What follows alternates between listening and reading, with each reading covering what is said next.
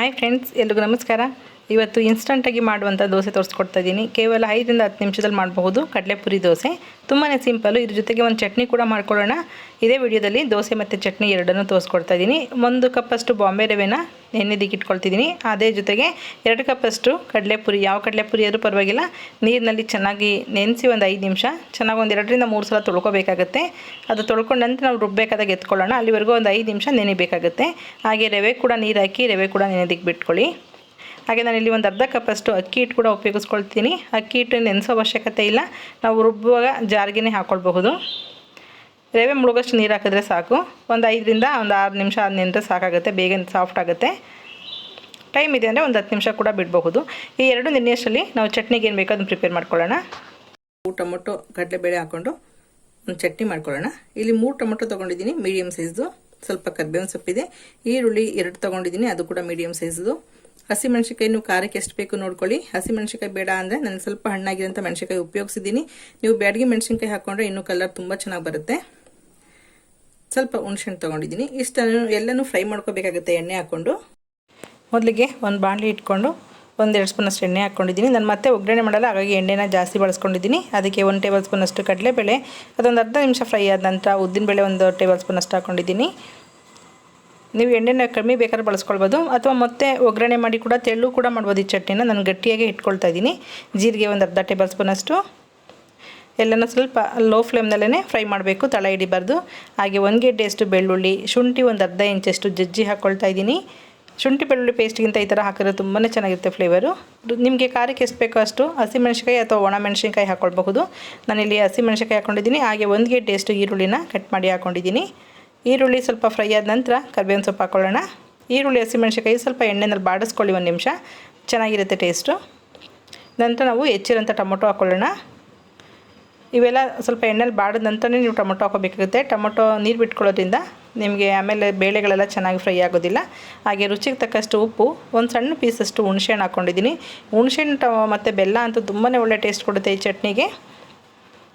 ಈಗ ಮುಚ್ಚಿ 1-2 ನಿಮಿಷದಷ್ಟು ಫ್ರೈ ಮಾಡಿದ್ದೀನಿ. ಫ್ರೈ ಮಾಡಿ ಸ್ಟವ್ನ ಆಫ್ ಮಾಡಿ ನಂತರ ನಾನು ಬೆಲ್ಲ ಹಾಕ್ಕೊಳ್ತಿದ್ದೀನಿ. ನೀವು ರುಬ್ಬೇಕಾದ್ರೂ ಕೂಡ ಹಾಕ್ಕೊಳ್ಬೋದು ಬೆಲ್ಲನ. ಬೆಲ್ಲ ಅಂತೂ ತುಂಬ ಟೇಸ್ಟ್ ಕೊಡುತ್ತೆ. 1 ಅರ್ಧ ಸ್ಪೂನ್ ಬೆಲ್ಲ ಹಾಕ್ಕೊಂಡು ನೋಡಿ. ಹಾಗೆ ಸ್ವಲ್ಪ ಕೊತ್ತಂಬರಿ ಸೊಪ್ಪು ಹಾಕ್ಕೊಂಡು ಮಿಕ್ಸ್ ಮಾಡ್ಕೊಳ್ತಾ ಇದ್ದೀನಿ. ಇದನ್ನು ಒಂದು ಪ್ಲೇಟಿಗೆ ಹಾಕಿಬಿಡಿ. ಸ್ವಲ್ಪ ತಣ್ಣಗಾದ ನಂತರ ಚಟ್ನಿ ರುಬ್ಕೊಳ್ಳೋಣ. ಸ್ವಲ್ಪ ನೀರು ಅವಶ್ಯಕತೆ ಇದ್ದರೆ ಸ್ವಲ್ಪ ನೀರು ಹಾಕಿ ರುಬ್ಕೊಳ್ಬೋದು, ಇಲ್ಲ ಗಟ್ಟಿಯಾಗಿ ಚಟ್ನಿನ ರುಬ್ಕೊಳ್ಬೋದು. ಅಷ್ಟರಲ್ಲಿ ನಮಗೆ ರವೆ ಮತ್ತು ಕಡಲೆಪುರಿ ನೆಂದಿರುತ್ತೆ, ಅದನ್ನು ರುಬ್ಕೊಳ್ಳೋಣ. ನಾವು ಕಡಲೆಪುರಿ 1-2 ಸಲ ತೊಳೆದು ಮತ್ತೆ ನೀರು ಹಾಕಿಟ್ಟಿದ್ದೀನಿ. ಅದನ್ನು ನೀರೆಲ್ಲ ಹಿಂಡಿ ಉಪಯೋಗಿಸ್ಕೊಳ್ಳಿ. ತುಂಬ ನೀರನ್ನ ಕುಡಿದಿರುತ್ತದು, ಹಾಗಾಗಿ ಸಂಪಳ ತುಂಬ ತೆಳ್ಳಗಾದರೆ ಚೆನ್ನಾಗಿರಲ್ಲ, ಸ್ವಲ್ಪ ಗಟ್ಟಿನೇ ಇರಬೇಕು ಈ ಸಂಪಳ. ನಾವು ಕಡಲೆಪುರಿ ಎಲ್ಲ ನೀರಿನ ತೆಗೆದು ಹಾಕ್ಕೊಂಡಿದ್ದೀವಿ. ಅದಕ್ಕೆ ರವೆ ಕೂಡ ನೆಂದಿದೆಯಲ್ಲ, ರವೆ ಕೂಡ ಹಾಕ್ಕೊಳ್ಳೋಣ. ಇದೆಲ್ಲ ನೆಂದಿರೋದ್ರಿಂದ ತುಂಬ ನೀರಿನ ಅವಶ್ಯಕತೆ ಇರೋದಿಲ್ಲ, ಹಾಗಾಗಿ ನೀರನ್ನ ನೋಡ್ಕೊಂಡು ಉಪಯೋಗಿಸ್ಕೊಳ್ಳಿ. ನಾನೀಗ ರುಚಿಗೆ ತಕ್ಕಷ್ಟು ಉಪ್ಪು ಹಾಕ್ಕೊಳ್ತಿದ್ದೀನಿ.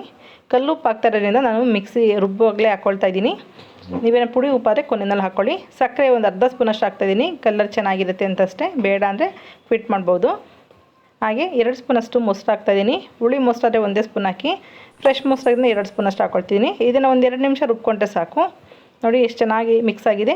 ಈಗ ನಾನು ಇದಕ್ಕೆ ಮಿಕ್ಸಿ ಜಾರ್ಗೆ ಅರ್ಧ ಕಪ್ಪಷ್ಟು ಅಕ್ಕಿ ಹಿಟ್ಟು ಹಾಕ್ಕೊಳ್ತಿದ್ದೀನಿ. ಅಕ್ಕಿ ಹಿಟ್ಟು ಮಿಕ್ಸಿ ಜಾರ್ಗೆ ಹಾಕೋದ್ರಿಂದ ಗಂಟಾಗೋದಿಲ್ಲ. ಅದಕ್ಕೆ ಸ್ವಲ್ಪ ನೀರು ಹಾಕಿ ಆನ್ ಆ್ಯಂಡ್ ಆಫ್ 1-2 ಸಲ ಮಾಡಿ ಚೆನ್ನಾಗಿ ಅಕ್ಕಿ ಹಿಟ್ಟು ಚೆನ್ನಾಗಿ ಮಿಕ್ಸ್ ಆಗುತ್ತೆ ಸಂಪ್ಳಗೆ. ಈಗ ಎಲ್ಲ ಮಿಕ್ಸಿ ಜಾರೆಲ್ಲ ತೊಳೆದು ನೀರು ಹಾಕ್ಕೊಳ್ತಿದ್ದೀನಿ. ಗಟ್ಟಿಯಾಗಿರಬೇಕು ಸ್ವಲ್ಪ ದೋಸೆ ಹಿಟ್ಟಿನ, ಅದಕ್ಕೆ ನೋಡ್ಕೊಳ್ಳಿ, ತುಂಬ ತೆಳ್ಳ ಮಾಡಬೇಡಿ. ನೀವು ತುಂಬ ಇಷ್ಟಪಟ್ಟಿದ್ರೆ ಇದಕ್ಕೆ ತೆಂಗಿನಕಾಯಿ ತುರಿ ಕೂಡ 1-2 ಸ್ಪೂನಷ್ಟು ಹಾಕ್ಕೊಂಡು ರುಬ್ಬೋದು. ತುಂಬ ಟೇಸ್ಟ್ ಚೆನ್ನಾಗಿರುತ್ತೆ ತೆಂಗಿನಕಾಯಿ ತುರಿ ಹಾಕೋದ್ರಿಂದ. ನಾನೀಗ ಫ್ರೈ ಮಾಡಿದ್ವಲ್ಲ ಅದೆಲ್ಲ ತಣ್ಣಗಾಗಿದೆ, ಟೊಮೊಟೊ ಈರುಳ್ಳಿ ಎಲ್ಲ, ಅದನ್ನು ಚಟ್ನಿ ಮಾಡ್ಕೊಳ್ತಿದ್ದೀನಿ.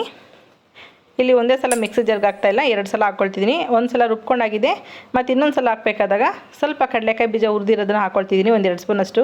ತುಂಬಾ ಟೇಸ್ಟ್ ಕೊಡುತ್ತೆ ಶೇಂಗಾ ಬೀಜ ಅಂತೂ. ನಿಮಗೆ ಒಂದೇ ಸಲ ರುಬ್ಬೋದಿದ್ರು ಕೂಡ ಕೊನೆಯಲ್ಲಿ ಕಡಲೆಕಾಯಿ ಬೀಜ ಹುರಿದಿರೋದಿದ್ರೆ ಹಾಗೆ ಹಾಕ್ಕೊಳ್ಬೋದು. ಹುರಿದಿಲ್ಲ ಅಂದರೆ ನೀವು ಕಡಲೆಬೇಳೆ ಒಗ್ಗರಣೆ ಮಾಡಬೇಕಾದಾಗಲೇ 2 ಸ್ಪೂನಷ್ಟು ಕಡಲೆಕಾಯಿ ಬೀಜ ಹಾಕ್ಕೊಂಡು ಒಗ್ಗರಣೆ ಮಾಡ್ಕೊಳ್ಳಿ. ನೋಡಿದ್ರಲ್ಲ ಚಟ್ನಿ ಎಷ್ಟು ಚೆನ್ನಾಗಿ ರೆಡಿಯಾಗಿದೆ ಅಂತ. ಟೇಸ್ಟ್ ಅಷ್ಟೇ ತುಂಬಾ ಚೆನ್ನಾಗಿರುತ್ತೆ. ಚಟ್ನಿ ಕೂಡ ರೆಡಿ ಆಯಿತು. ಈಗ ಅಡುಗೆ ಸೋಡಾನ 1 ಅರ್ಧ ಸ್ಪೂನಷ್ಟನ್ನು ಕಲಸಿ ಹಾಕ್ಕೊಳ್ತಾ ಇದ್ದೀನಿ. ಚಿಕ್ಕ ಟೇಬಲ್ ಸ್ಪೂನಲ್ಲಿ 1 ಅರ್ಧ ಸ್ಪೂನಷ್ಟು ಹಾಕ್ಕೊಂಡ್ರೆ ಸಾಕಾಗುತ್ತೆ. ನೀರಿನಲ್ಲಿ ಈ ರೀತಿ ಕಲಸಿ ಹಾಕೋದ್ರಿಂದ ಎಲ್ಲ ಕಡೆ ನೀಟಾಗಿ ಮಿಕ್ಸ್ ಆಗುತ್ತೆ. ಒಂದೇ ಸಲ ಡ್ರೈ ಪೌಡ್ರ್ ಉದುರಿಸ್ತವೆ, ಕೆಲವೊಂದು ಸಲ ಗಂಟಾಗೋ ಚಾನ್ಸ್ ಇರುತ್ತೆ. ಈಗ ದೋಸೆ ಹೆಂಚು ಕೂಡ ಬಿಸಿಯಾಗಿದೆ, ಅದ್ರ ಮೇಲೆ ದೋಸೆ ಹಾಕ್ಕೊಳ್ತಿದ್ದೀನಿ. ನಾನು ಕ್ರಿಸ್ಪಿ ದೋಸೆ ಹಾಗೆ ಸಾಫ್ಟ್ ದೋಸೆ ಎರಡೂ ಹಾಕಿ ತೋರಿಸ್ತಾ ಇದ್ದೀನಿ. ನಾವು ಮೊದಲಿಗೆ ದೋಸೆ ಹಾಕಿಬಿಟ್ಟು ನಿಮ್ಗೆ ಎಷ್ಟು ತೆಳ್ಳ ಬೇಕೋ ಅಥವಾ ಸೆಟ್ ದೋಸೆ ಕೂಡ ಹಾಕ್ಬೋದು, ಇದರಲ್ಲಿ ತೆಳ್ಳ ದೋಸೆ ಕೂಡ ಹಾಕ್ಬೋದು. ರವೆ ಹಾಕಿರೋದ್ರಿಂದ ತುಂಬ ಚೆನ್ನಾಗಿ ತೆಳ್ಳುವಾಗಿ ಬರುತ್ತೆ ದೋಸೆ.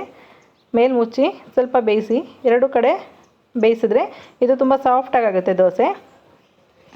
ತುಂಬಾ ಚೆನ್ನಾಗಿರುತ್ತೆ ಎರಡು ದೋಸೆನೂ. ಟೇಸ್ಟ್ ಕೂಡ ಅಷ್ಟೇ ತುಂಬ ಡಿಫ್ರೆಂಟಾಗಿ ಏನಿರಲ್ಲ, ದೋಸೆ ಥರನೇ ತುಂಬ ಚೆನ್ನಾಗಿದೆ. ತುಂಬ ಹುಳಿ ಕೂಡ ಇರೋದಿಲ್ಲ, ತುಂಬ ಚೆನ್ನಾಗಿರುತ್ತೆ ಟೇಸ್ಟು. ಅದು ಈ ಚಟ್ನಿ ಜೊತೆ ಅಂತೂ ಏಳು ಮಾಡಿಸ್ದಂಗಿರುತ್ತೆ ಟೇಸ್ಟು.